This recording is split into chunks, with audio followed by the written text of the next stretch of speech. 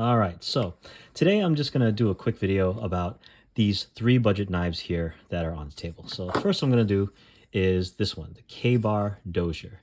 Now, this is not a knife that I personally carry. I just leave this sort of like in the drawer if I need to, open a box or, just cut something open. You can see it's got some schmutz on it, and I tried to wipe it off, but, not. This isn't a knife that I really ever sweat or treat. I don't baby this thing. This is really just pure utility. Yeah, you can get a box cutter, and those are even more utility because you can replace the blades. But this is, I would say, a step up from it.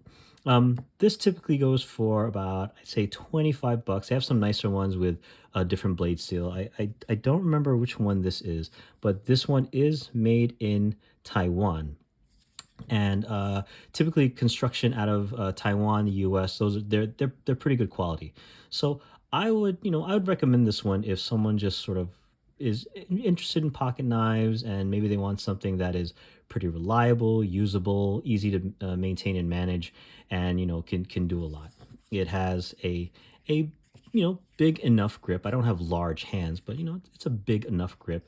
It has some jimping here, so you can have some purchase on it. It's got a very very utilitous, pointy blade with a pretty good cutting edge to it.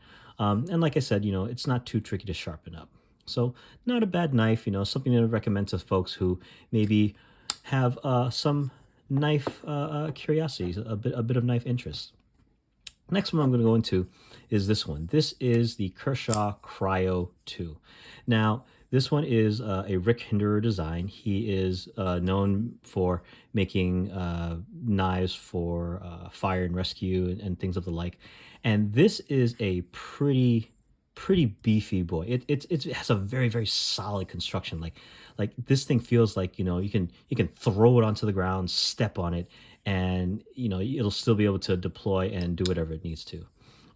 It is spring assisted, so it fires out there pretty quickly. You can see it when you try and close it.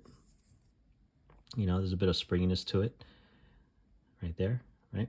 So you're never really gonna have a hard time deploying this. This is a version that I actually don't see very much anymore, where it has the black wash blade with the G10.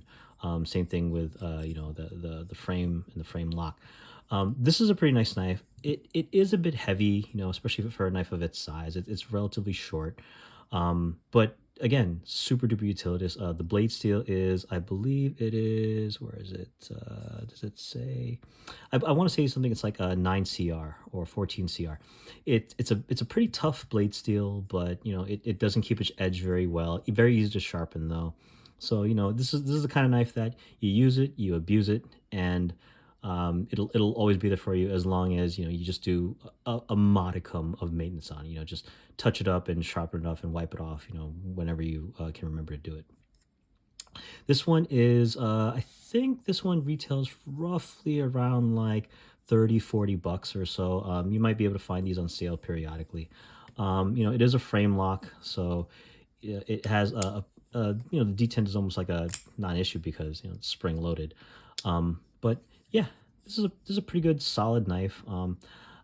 This one is borrowed just because for a small pocket knife, I'd actually prefer it to be lighter if it was going to be this small. This one is just, I don't know. Also, I don't like spring loaded. I like just to be able to control it myself. And then there is a bit of an edge here with this handle. So if you're gripping it, or if you're sliding your finger back like this, it could get caught on here. It doesn't feel great. But part of the reason why this is so heavy duty and relatively affordable is because it uses relatively inexpensive materials. So the blade steel is relatively inexpensive. The frame portion of the lock is just some relatively inexpensive steel. Lots of fasteners, stuff like that. So this is this will scratch the itch if you just need something that works, that's utilitarian, that'll be there, and you don't want to break the bank. So this last one over here, this is a what's the name? It's Ruik. Ruik. It's the Ruik P801. Now this one it has the lines and look of a very premium knife, but it's another budget knife. I believe this one comes in at around like maybe 30 bucks or so. This one was also borrowed from a good friend of mine, and it is a frame lock. But the reason why I like this one is it's a much longer, larger blade. Again, relatively inexpensive blade steel. It's a 14C. Sharpens up very nicely. It doesn't necessarily hold the edge very well. And these are steel handles and pocket clip. It works. It's functional. You know about me and pocket clips. Frame lock design. It is on washers, I believe, and it's it's pretty good. There's the flipper, the studs. I'm not. I mean, if you want to, can I slow roll it? No, not really. Yeah, and I could try to reverse flick it, but I wasn't having. Yeah, I can't reverse flick this. So this is, to me, this is exclusively a flipper, and the action on it is pretty good. The reason why I like this knife is for anyone who's maybe just looking for a bit of a larger knife, that again has that very reliable feel to it. I would recommend this one. Again, it's a bit heavier. The lightest one is by far the Dozier, and then there's the Hinderer, and we can actually take a look at that real quick. Just move these up, and I'll get the little scale out. All right, and let's compare. So we got the Dozier over here at 2.2, right? Nice and light. You're not really going to feel that in the pocket. Got the Cryo 3.8. You'll feel this in the pocket, especially because it's such a compact design. This will move around in your pocket and you'll feel it. And we got the Ruweek. Yeah, 4.6. But because this one is a bit longer, it'll have a different feel in the pocket. But yeah, so just real quick, three relatively, just ran into my lighting there. Three relatively inexpensive knives that you might consider, depending on what your price point is. There's lots of stuff out there. At my standard comparison knife, the CJRB Feldspar. This is a fantastic knife. This comes in at about 30. Again, I am relatively critical of D2 just because the corrosion resistance. These all have very good corrosion resistance just because of what they're made up of. But they don't hold the edge as well as a D2 blade will. So, there's a lot of things to consider when you're thinking about a pocket knife. How you use it, how light do you want it to be.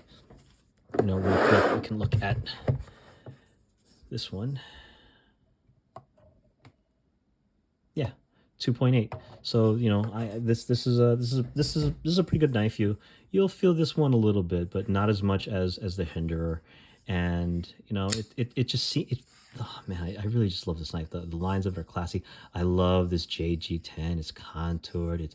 It's so nice. Yeah. Ooh, has a nice soft tone to it because of the color. Anyway, yeah.